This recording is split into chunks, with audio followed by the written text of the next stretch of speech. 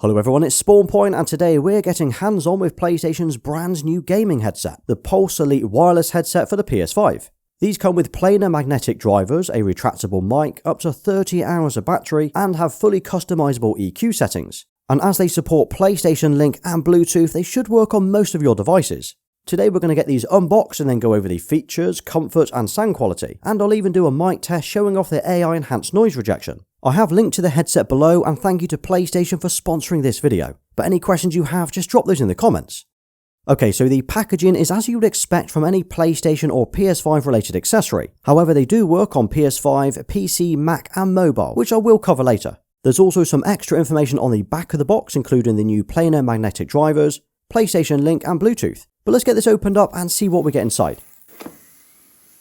Okay, so this is a nice touch. As soon as you open it up, we've got a kind of quick start guide talking us through the different controls and how to link it to each device, right down to how long you need to press the pair button, so that's pretty useful. Then under that we have the headset. So it comes with these little pieces of foam that we need to slide out. And this is what stops the ear cups from moving around inside the box. And these look nice. I'm liking the black and white design and even the shape of the band on the side.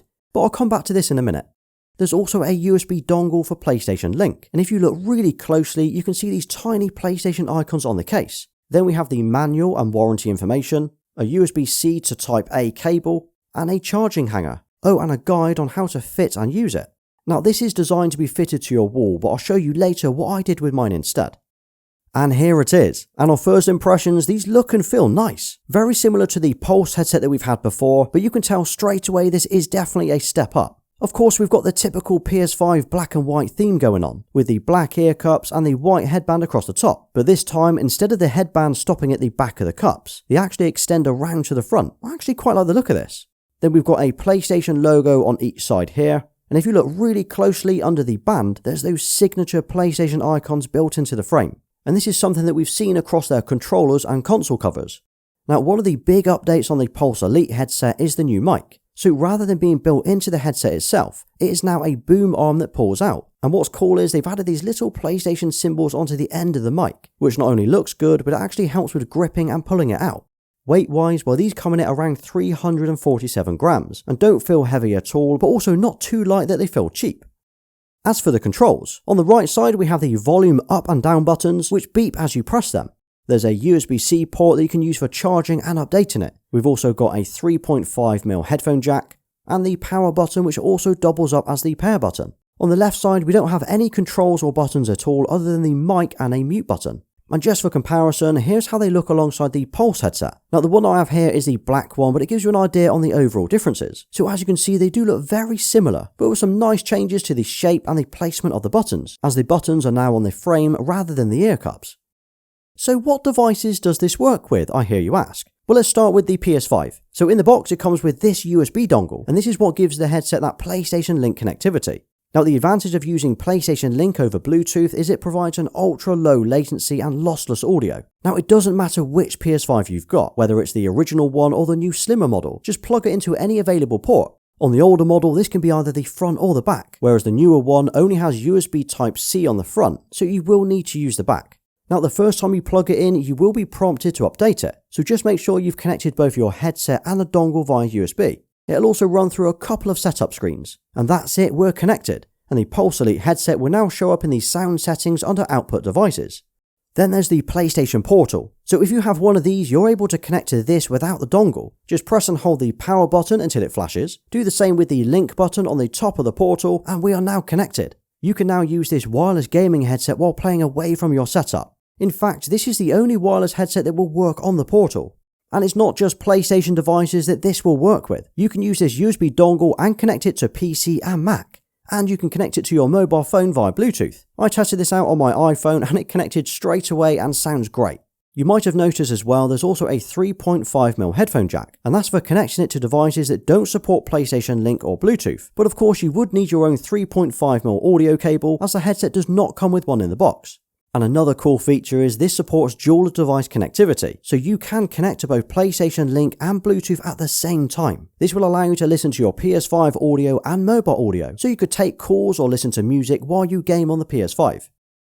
Okay, let's talk about the sound and audio quality. And let me tell you, these sound really good. As soon as I put them on, cranked up the volume and started playing God of War, I was immediately impressed. But it's not surprising, as just like with the Pulse Explore earbuds, these are packing Sony's new planar magnetic drivers, which are studio-inspired drivers. You'd actually normally find these in high-end headphones. We're talking a really clear and detailed listening experience. Every game I've played, whether it's on the PS5 or the Portal, have sounded great. And as PlayStation themselves have said, how games were made to sound.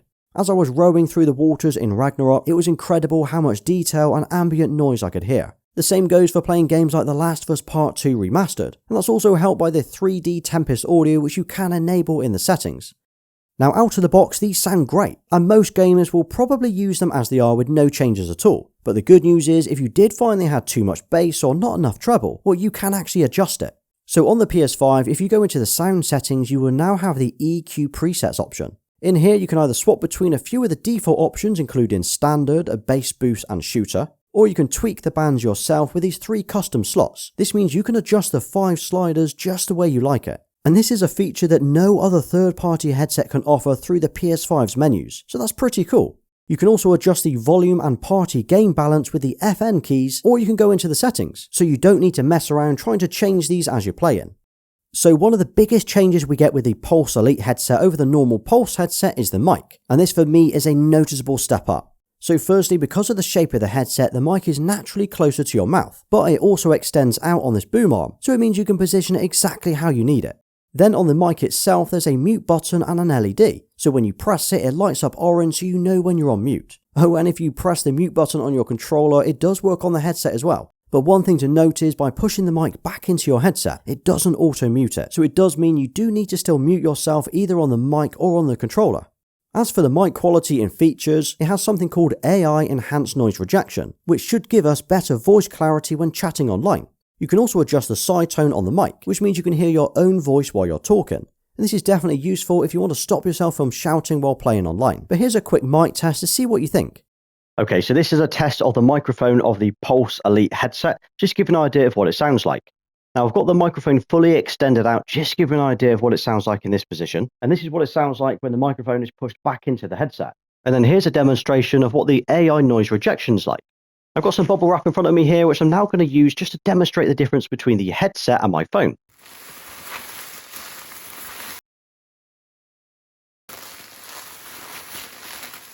Now let's be honest, this is a pretty extreme noise that you probably won't have in your own room. But as I'm talking now, you'll probably still hear the noise in the background, but it'll be nowhere near as loud as what my phone's picking up. As for the comfort, well, these are over-the-ear headphones and have these pleather ear cups with loads of padding, and they feel really soft. Now as you can see, there's loads of movement in the cups, but this is by design, as it means they will adjust pretty well to any head. Then when it comes to wearing them, they feel comfortable on both the top of my head and around the ears, and that's massively helped by this rubbery strap that suspends under the main headband. So this is the part that sits on your head, and as it moves up and down, you can get a near perfect fit with no fiddly bits or sliders. Now I actually wore this for about 5 hours straight while doing the testing last week, and I had no issues at all with the comfort. When it comes to using and charging it, PlayStation states it'll do up to 30 hours on one charge, which let's face it is plenty. As soon as you finish, just stick it on charge and they'll be ready for the next session. On top of that, a 10-minute charge will get you about 2 hours of battery. And in case you wondered, yes, the PS5 does show the battery status of the headset on the screen, so it takes the guesswork out of how much you've got left. Now there are 2 ways you can charge them. The first is with the provided USB cable, so plug one end into the USB port on your PS5 and the other one into the USB-C port on the headset. You'll now get a little orange LED on the front to tell you that it's charging. And the other way is with the provided charging hanger. So on the underside of the headset, you've got these little contact points, and this is what lets you mount the headset onto the bracket and charge it. It comes with this mounting plate as well, so you can actually attach it to your wall. I think it's really cool that PlayStation are including this in the box, but I'll be honest, I'm not going to be drilling a hole in my wall to hang this. So what I did instead was put a command strip or a double-sided tape on the top part here, and I then stuck it to the underside of my desk. I then routed the USB cable under that and to the back of the PS5. I think this actually turned out really well and looks awesome in the setup. Of course, you could put this anywhere in your TV setup or your desk setup, but it would have been really cool if we could have mounted this onto the side or the top of your PS5.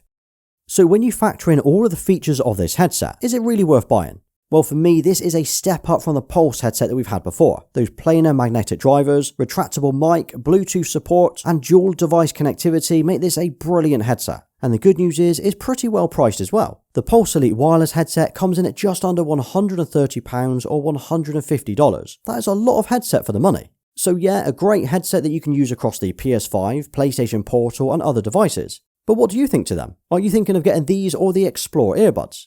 I think if I had to choose one, I would definitely go for these. Well, thank you again to PlayStation for sponsoring this video, and I have also added a link to the headset below. Now drop a PS5 headset in the comments and I'll give you a thumbs up for staying right till the end. And if you did enjoy today's video, check out my ultimate small room setup build next, as I upgraded a subscriber's room from looking like this to this, complete with a PS5. Well, thanks for watching, please like, sub and follow me everywhere. Until next time.